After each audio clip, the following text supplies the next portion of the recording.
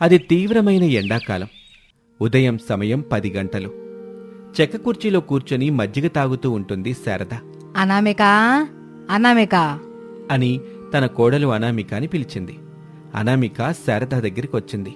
ఏమిటత్తయ్యా పిలిచారు? టైం చూస్తే 10 దాటింది. బయట పెట్టిన వడియాలు తీసుకొచ్చి ఇంట్లో పెట్టు. ఉదయం 7 గంటలకే కదా అత్తయ్య బయట పెట్టాం. అప్పుడే తీసుకొచ్చి ఇంట్లో పెట్టేమని చెబుతున్నారు. అవి ఇంకా బాగా ఎండాలి కదా. బయట ఒకసారి ఎండను చూసి మాట్లాడుకోవాలా? ఎంత తీవ్రంగా ఉందో తెలుసా? ఈ ఎండకి ఆ వడియాలు కూడా అల్లాడిపోతా ఉంటాయి. ఎల్లు, ఆ వడియాలు తీసుకొచ్చి తినడానికి ఏమైనా పెట్టు. అలాగే అత్తయ్య. ఆగవే, అలాగే బయటికి వెళ్ళబాక, గొడుగు తీసుకుని వెళ్ళు. అత్తయ్య, ఇంటి బయటకు కూడా గొడుగు అవసరం అంటారా? ఈ కోడళ్ళున్నారే, అత్తలను అస్సలు అర్థం చేసుకోరు. అత్తల మాటే వినరు. వాళ్ళకిష్టం వచ్చినట్టు నడుస్తూ ఉంటారు. మీరేమీ కంగారు పడకండి అత్తయ్య, నాకేమీ కాదు. ఇలా వెళ్ళి అలా వడియాలు తీసుకుని వచ్చేస్తాను అని చెప్పి అనామిక ఇంటి బయట మంచంలో పెట్టిన వడియాల దగ్గరికొచ్చింది. అంతే, ఎండ బాగా కాస్తుండడంతో అనామిక ఎండవేడిని తట్టుకోలేకపోతుంది. ఎంత వేగంగా అయితే బయటికి వెళ్ళిందో వడియాల కోసం, అంతే వేగంగా మళ్లీ ఇంట్లోకొచ్చింది. అది శారద చూసింది. చిన్నగా నవ్వుకొని కోడలతో ఇలా అంటుంది. కోళ్ళ ఎట్టాగుంది ఎండ దెబ్బ? వామ్మో అత్తయ్య, మరీ 10 గంటలకి ఇంత దారుణంగా ఉంటే ఎలా చెప్పండి? ఇక 1 గంటకి 3 గంటలకి ఇంకెలా ఉంటుందో బాబోయ్, ఊహించడమే కష్టంగా ఉంది. పైనుండి వచ్చే ఎండకి తల బాడీ పగిలిపోతుంటే ఏడెక్కిన భూతల్లి తన మీద అడుగుపెట్టిన వాళ్ల కాళ్ళుని ఘోరంగా కాల్చేస్తుందే. అవునత్తయ్య, ఎట్టి పరిస్థితుల్లోనూ పిల్లల్ని బయటికెళ్ళని బాక ఇంట్లోనే ఉంచు. ఒక వానగాని గట్టిగా పడితే అప్పుడు వాతావరణం చల్లబడుద్ది. అప్పుడు ఇంక అసలు ఎండే ఉండదు, వేడి కూడా తగలదు. ఎండాకాలంలో ఎక్కడైనా వర్షం పడుతుందా అత్తయ్య? మరీ విడ్డూరం కాకపోతే. ఇందులో విడ్డూరం ఎక్కడుందే కోళ్ళ. ప్రతి ఎండాకాలంలో ఎప్పుడో ఒకప్పుడు ఈదురుగాలుల వర్షం వచ్చి పడుతుంది. ఆ వర్షానికి భూతల్లి సంతోషపడుతూ శాంతించి అందరినీ ఒక్కట చేస్తుందే. మీరన్నట్టు ఎండాకాలంలో పడితే చూడాలని నాకు ఉందత్తయ్య. ఎండాకాలంలో వర్షం పడ్డం అనేది నేను కోరుకుంటే పడదు, నువ్వు చూడాలనుకుంటే కూడా పడదు కోళ్ళ. వాతావరణంలో జరిగే మార్పులని ఎవరూ అంచనా వేయలేరు. సరేలే అత్తయ్య, వడియాలు చీకటి పడిన తర్వాత తీసుకొస్తాను. ఇప్పుడు వంటింట్లో ఉన్న పనులను చేసుకుంటాను. అప్పటి వరకు అవి వడియాలాగుండవు కోళ్ళ. ఈ ఎండ దెబ్బకి చిన్న చిన్న ముక్కలు అయిపోతాయి. అప్పుడు వాటిని మనం తినలేము, చెత్త డబ్బాలో వేసుకోవాలి. అందుకని గొడుగు పట్టుకుని వెళ్ళి వడియాలు తీసుకొచ్చి ఇంట్లో పెట్టు, ఎల్లు. అలాగే అత్తయ్య అని అనామిక వెళ్ళిపోతుంది. 2 పిల్లల తల్లైనప్పటికీ కోడలకి అమాయకత్వం మాత్రం బాలేదు అని అనుకుంటూ ఉంటుంది. అనామిక మాత్రం గొడుగు పట్టుకుని బయటున్న మంచంలో వడియాల దగ్గరికొచ్చింది. వాటిని తీసుకుని తిరిగి లోపలికి వెళ్ళింది. సరిగ్గా అప్పుడే కరెంటు పోతుంది. బెడ్రూంలో నుంచి పిల్లలు హరీషు, భవ్యలు శారద దగ్గరికొచ్చారు. యారా మనవడా, కరెంటు పోయిందా? అవును నానమ్మ. కోల్ రాఫ్ చేశారా? చేసావు నానమ్మ. సరేలే, చల్లగా ఉన్న మజ్జిగ తాగండి. మజ్జిగొద్దు నానమ్మ, నేను చెల్లి వెళ్ళి ఆడుకుంటాం. నువ్వు చెల్లి వెళ్ళి ఆడుకుంటారా? అసలు బయట ఎండను చూసావా? ఆ ఎండకి మీ మమ్మీనే తట్టుకోలేకపోయింది. ఇక మీరైతే ఇట కాళ్ళు బయట పెట్టి అలా కళ్ళు తిరిగి పడిపోతారు. నా మాటిని ఇంట్లోనే ఉండండి. అయినా ఇంట్లో చల్లగానే ఉంది కదా అని శారద చెబుతూ ఉండగా హరీష్ అక్కడి నుంచి వెళ్ళిపోతాడు. కరెంట్ ఉంటే కూలర్ వేసుకుని టీవీ చూసేవాళ్ళం. ఇప్పుడేమో కరెంట్ లేదు, కూలర్ కూడా పనిచేయదు, టీవీలో బొమ్మలు కూడా రావడం లేదు. ఓపిక పట్టాలి తల్లి, ఓపిక లేకపోతే ఎట్టా చెప్పండి అని చెబుతూ ఉండగా హరీష్ బ్యాటు బాలు తీసుకుని వచ్చాడు. నానమ్మ, నేను చెల్లి ఆడుకుంటాం, పదా చెల్లి. సరే అన్నయ్య అని అన్నా చెల్లెలిద్దరూ హరీషు, భవ్యలు శారద దగ్గర నుంచి వెళ్ళిపోతారు. ఎల్లండి మనవడా, బయట అడుగు పెట్టండి, అప్పుడు మీకే తెలుస్తుంది అని శారద అనుకుంటూ ఉండగా హరీషు, భవ్యలు బయటకొచ్చారు. అంతే, ఎండకి ఒక్కసారిగా వాళ్ళిద్దరికీ కళ్ళు తిరిగినంత పనైంది.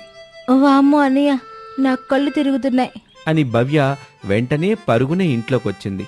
నాకు కూడా చెల్లి అని హరీష్ కూడా ఇంట్లోకొచ్చేశాడు. నానమ్మ చెప్పినట్టు బయట ఎండ మరీ దారుణంగా ఉందన్నయ్య. అవును చెల్లి, ఇంత ఎండలో మనం ఆడుకోవడం కష్టం అవుతుంది చెల్లి. ఇంట్లోనే ఆడుకుందామన్నయ్య. అని మాట్లాడుకుంటున్న పిల్లల దగ్గరికి అప్పుడే అనామిక వచ్చింది. వాళ్ళ చేతుల్లో ఉన్న బ్యాటు బాల్ని చూసి కంగారు పడుతూ, పిల్లలు బయట ఎండను చూశారు కదా, ఇప్పుడు మాత్రం ఆడుకోవడానికి వెళ్ళొద్దు. నా మాట విని రూంలోకెళ్ళి కూర్చోండి, వెళ్ళండి అని చెబుతూ ఉండగా అత్తగారు శారద వాళ్ళ దగ్గరికొచ్చింది. పిల్లల్ని చూసి వెటకారంగా, యారా మనవడా, ఆడుకోవడానికి వెళ్ళలేదా? నానమ్మ, అంతా తెలిసి కూడా నువ్వు అడుగుతున్నావు కదూ. మామూలు అడుగుడు కాజెల్లి వెటకారంగా అడుగుతుంది. నేను చెబితే విన్నారా? బయట ఎండ తీవ్రంగా ఉందిరా, ఇప్పుడు వెళ్ళి ఆడుకోవద్దని చెప్పా. వినకుండా వెళ్ళారు.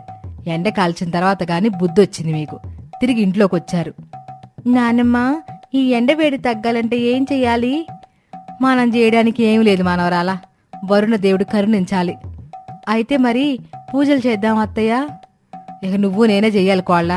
అప్పుడే ఆ వరుణ దేవుడు కరుణిస్తాడు, వర్షాన్ని గురిపిస్తాడు, ఎండని కూడా తగ్గెత్తాడు, వేడిని కాస్త చల్లబరుస్తాడు. అయితే నానమ్మ, ఎండాకాలంలో వర్షం పడాలన్నమాట.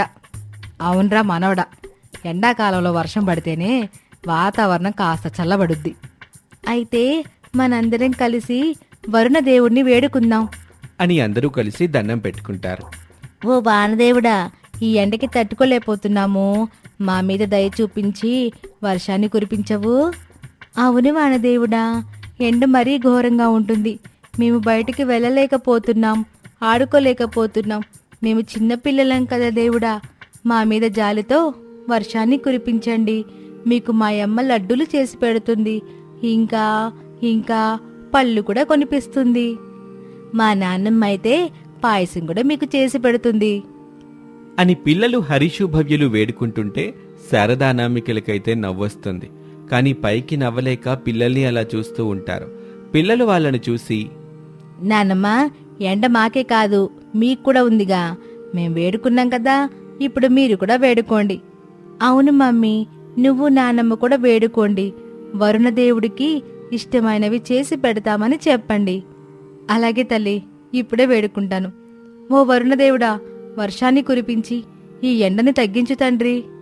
అవును తండ్రి, ఇంతలాగా సూర్యుడు మండుతూ ఉంటే మేము ఆ పిల్లలు తట్టుకోలేకపోతున్నాం.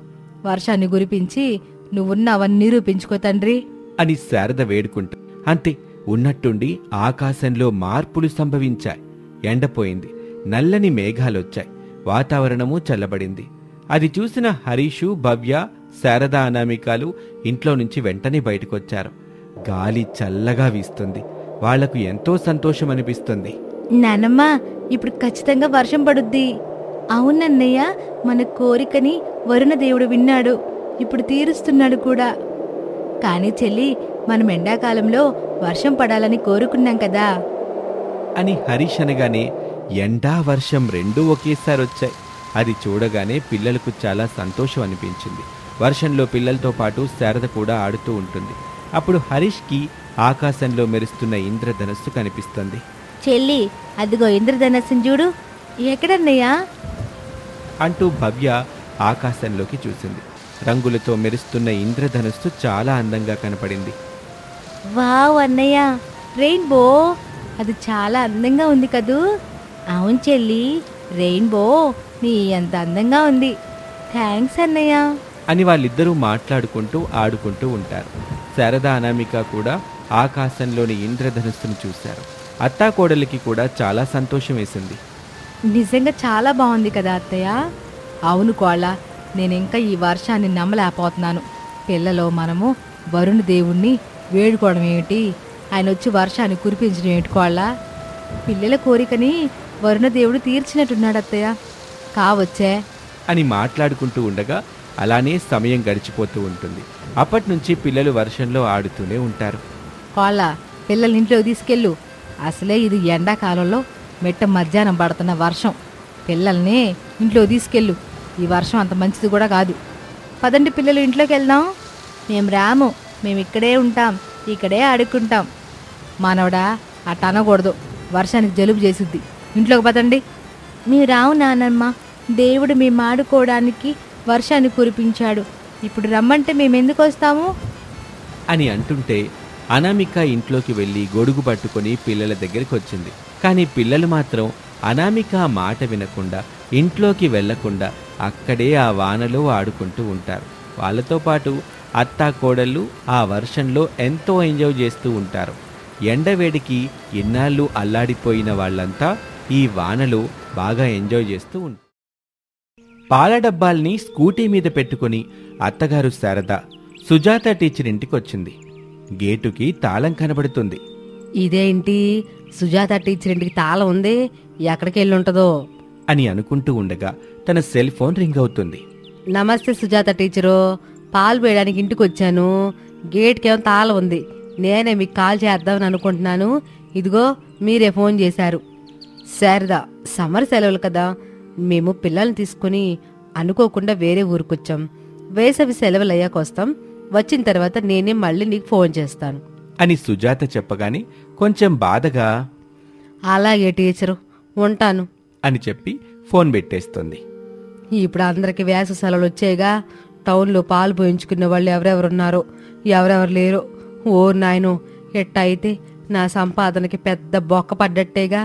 ఇలా నమ్ముకునే కదా మనోడు హరీష్ని, మనవరాల భవ్యని చిన్న స్కూల్ నుంచి పెద్ద స్కూల్లో పంపించాను అని అనుకొని ఏమాత్రం ఆలస్యం చేయకుండా సుజాత టీచర్ ఇంటి నుంచి స్కూటీ మీద బయలుదేరి మరికొంత దూరంలో ఉన్న శ్యామల ఇంటి ముందు ఆగింది. గేటు వైపు చూస్తుంది. తాళం కనిపించలేదు. శారద మనసు కుదుటపడింది. పోనీలే, సుజాత టీచర్ కుటుంబం వెళ్ళినా గాని శ్యామల మేడం కుటుంబం ఉందలే. వీళ్ళిద్దరే ఎక్కువగా పాలు పోయించుకుంటా ఉంటారు. ఎక్కువ మొత్తంలో డబ్బులు కూడా వీళ్ళిద్దరే ఇస్తారు. ఒకరు ఎండాకాలం సెలవులని వెళ్ళిపోయారు, ఇంకొకరున్నారు అని అనుకొని పాల డబ్బా తీసుకొని ఇంటి గుమ్మం దగ్గరికి వచ్చి కాలింగ్ బెల్ నొక్కింది. తలుపు తెరిచిన ఒక పెద్దావిడ కనబడింది. శారద పెద్దావిడ్ని మొదటిసారి చూస్తుంది. ఎవరమ్మా నువ్వు? నీకెవరు కావాలి? పెద్ద మేడం నమస్తే, నా పేరు శారద. నేను పాలు పోద్దామని వచ్చానమ్మా. శ్యామల మేడం లేదా మేడం? ఓ పాలావిడివా, నువ్వు వస్తావని శ్యామల చెప్పింది. ఒక్క నిమిషం ఇక్కడే ఉండు అని చెప్పి ఆ పెద్దావిడ తలుపు వేసింది. శారద అయోమయంగా చూస్తూ ఉండగా ఆ పెద్దావిడ తలుపు తెరిచి శారదకి డబ్బులిచ్చింది. ఈ రోజు నుండి పాలొద్దు శారదా అని ఆ పెద్దావిడ చెప్పగానే శారద ముఖం చిన్నబోయింది. అది గమనించకుండా ఆ పెద్దావిడ, చూడు శారదా, ఇంట్లో ఎవరూ ఉండట్లేదు. పాలొద్దు, నేను మాత్రమే ఉంటున్నాను. మీకెన్ని కావాలో చెప్పండి మేడం, అన్ని పాలు మాత్రమే పోస్తాను. నాకు పాలొద్దు, నేను పాలు తాగను, టీ కాఫీ ఏమి తాగను అని చెప్పి తలుపు వేసేసుకుంటుంది ఆ పెద్దావిడ. శారద కొంచెం దిగురు ముఖంతో స్కూటీ దగ్గరికి వచ్చింది. స్కూటీ మీద ముందుకు వెళ్తూ తనలో తాను ఆలోచిస్తూ ఉంటుంది. ఇదేంటి ఎట్టాగయ్యింది?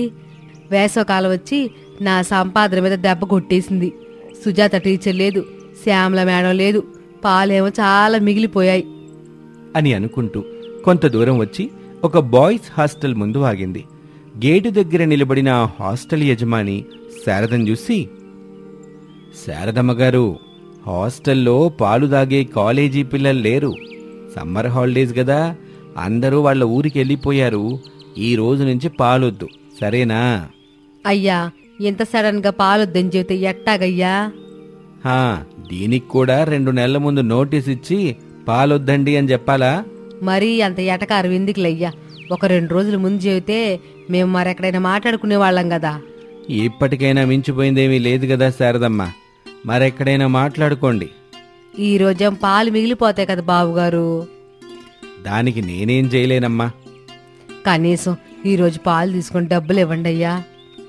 తాగే పిల్లలు లేనప్పుడు పాలు తీసుకొని నేనేం చేసుకోవాలి? పాలాభిషేకం చేసుకోవాలా అని అతను అనగానే శారదకి ఒక మెరుపులాంటి ఆలోచన వచ్చింది. వెంటనే, మీకు మీరు చేసుకుంటే పుణ్యం ఎట్టా వస్తుంది బాబుగారు. హాస్టల్ బిజినెస్ బాగుండేలా దీవించమని దేవుడికి చేయండి బాబు, బాగుంటది. సరే శారదమ్మ, ఇంక నువ్వు బయలుదేరు అని చెప్పి అక్కడి నుంచి లోపలికి వెళ్ళిపోతాడు ఆ యజమాని.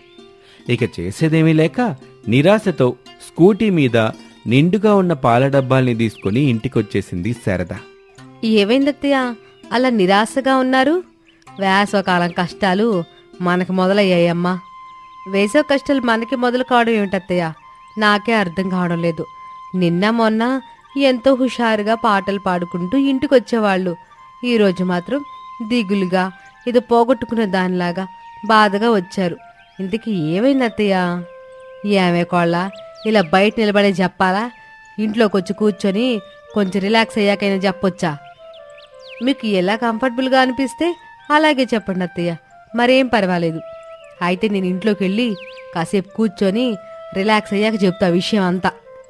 సరే అత్తయ్య. డబ్బాల నిండా పాలు అలాగే ఉన్నాయి, నీళ్ళు అనుకొని పారేసేవు అని శారద చెప్పగానే అనామిక ఆశ్చర్యంగా, ఏమిటత్తయ్య, తీసుకెళ్లిన పాలను అలాగే తిరిగి తీసుకొచ్చేశారా? ఎందుకు? వేసవకాలం వచ్చి వాళ్ళకి సెలవులు ఇచ్చింది, మన సంపాదనకు చిల్లు పెట్టింది కోళ్ళ. అయ్యో అత్తయ్య, ఈ పాల సంపాదనతోనే కదా పిల్లల్ని స్కూల్ మారుద్దాం అనుకున్నాం, మరి ఇప్పుడెలా? అనుకున్నవన్నీ జరగవు కదా కోళ్ళ, కొన్ని అప్పుడప్పుడు ఇలా జరుగుతూ ఉంటాయి. ఏం జరిగినా మన మంచికి అనుకోవాలని నన్ను నేను సరిపెట్టుకున్నాను కోళ్ళ. అదే విషయం నీకు కూడా చెబుతున్నా, నువ్వు కూడా సరిపెట్టుకో. అంటే ఈ వేసవికాలం మొత్తం డబ్బాల పాలు మనకి మిగిలిపోతాయేమో అత్తయ్య. అదే కదా నేను చెప్పే విషయం. చూడవే కోళ్ళ, పిల్లల్ని మనం మాట్లాడిన బడికి పంపించాలని నీకుంటే ఈ పాలని వృధా చేయకుండా ఏం చేస్తే ఎక్కువ డబ్బులు వస్తాయో ముందు ఆలోచించి నాకు చెప్పు. నేను చెయ్యాల్సిన సహాయం చేస్తాను, అప్పుడు పిల్లల్ని పెద్ద బడికి పంపిద్దాం. ఏమంటావు? సరే అత్తయ్య, ఇప్పుడు నేను నా బుర్రకి పదును పెట్టాలన్నమాట. ఎంతకాలం నేనది నీకు లేదని అనుకుంటున్నాను కోళ్ళ, ఇప్పుడు నువ్వు చూస్తుంటే నాకు అనిపిస్తుంది నీకు కూడా బుర్ర ఉందని. అని నవ్వుకుంటూ అక్కడి నుంచి లోపలికి వెళ్ళిపోతుంది. అనామిక కోపంగా చూస్తూ పాల డబ్బాల్ని తీసుకుని కిచెన్లోకి వెళ్తుంది. గ్యాస్ పొయ్యి మీద పెద్ద గిన్నెని పెట్టి పాలను వేడి చేస్తూ ఆలోచిస్తూ ఉంటుంది. అత్తగారు శారద వస్తుంది. ఏమే కోళ్ళ, నీ బుర్ర పని చేస్తుందా? చేస్తుంది అత్తయ్య. ఇదేనా ఆలోచన ఏమైనా వచ్చిందా? పాలను కాకుండా పాల నుంచి ఏదో ఒకటి తయారు చేసి అమ్మాలి అత్తయ్య, అప్పుడే మనకి డబ్బులు వస్తాయి. అవునా కోళ్ళ? అవునత్తయ్య, లేదంటే పిల్లలు ఈ పాత స్కూల్లోనే వచ్చి రాని చదువు చదువుతూ ఉంటారు. ఈ పాల నుంచి ఏం తయారు చేసి అమ్మాలన్నదే ప్రశ్న. ప్రశ్న వేసావు, బాగానే ఉంది, మరి సమాధానం కూడా చెప్పు. అసలే ఇది వేసవికాలం. అవునా కోళ్ళ, నిన్నకి ఎండాకాలం అనుకున్నానులే. అబ్బా అత్తయ్య, కొంచెం ఆ వెటకారాన్ని పక్కన పెట్టండి. ఏవే వెటకారమా, కొంచెం పక్కకంటే వెళ్తావా అత్తయ్య? అని కోడలు అనామిక కోపంతో మూతి ముడుచుకుంటుంది. సరే సరే కోళ్ళ, ఇప్పుడు నేనేం మాట్లాడను, నువ్వు చెప్పు. అత్తయ్య, ఈ వేసవికాలంలో అమ్ముడుపోయేవి కూల్ డ్రింక్స్, చెరుకు రసం, జ్యూస్, లస్సీ అని అనుకుంటూ లస్సీ అనే దగ్గరకొచ్చి అనామిక ఆగిపోతుంది. సంతోషపడుతూ ఇలా అంటుంది. ఎస్, లస్సీ. అత్తయ్య, ఈ వేసవికాలంలో లస్సీ కూడా బాగా అమ్ముడుపోతుంది. చల్లని లస్సీ జంబో గ్లాస్ 30 రూపాయలు పెట్టి అమ్మితే గనక బాగుంటుంది, మనకప్పుడు మంచిగానే డబ్బులు వస్తాయి అని అనామిక చెప్పగానే అత్తగారు శారద కూడా సంతోషపడుతుంది. వారేవా కోడ్ల, నీ బుర్ర కూడా బాగా పనిచేస్తుంది. ఇక ఆలస్యం ఎందుకు కోళ్ళ? వేడి చేసిన పాలు పూర్తిగా చల్లారిన తర్వాత తోడి అది పెరుగయ్యిద్ది. ఆ పెరుగును చిలికి లస్సీ చేసి అమ్ముదాం, అప్పుడు నువ్వన్నట్టు మనకి మంచి సంపాదన వస్తుంది. సరే అత్తయ్య అని చెప్పగానే శారద కిచెన్లో నుంచి వెళ్ళిపోతుంది.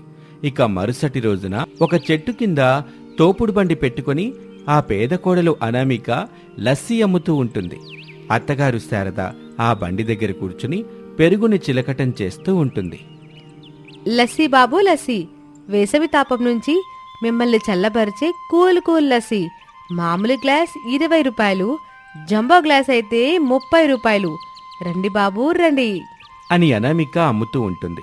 ఆ దారి వెంట వెళ్తున్న వాళ్ళు, ఎండని తట్టుకోలేని వాళ్ళు ఆ లస్సీ తాగితే ఎండ నుంచి ఉపశమనం ఉంటుందని భావించి అనామిక బండి దగ్గరకొచ్చి లస్సీ తాగుతూ ఉంటారు.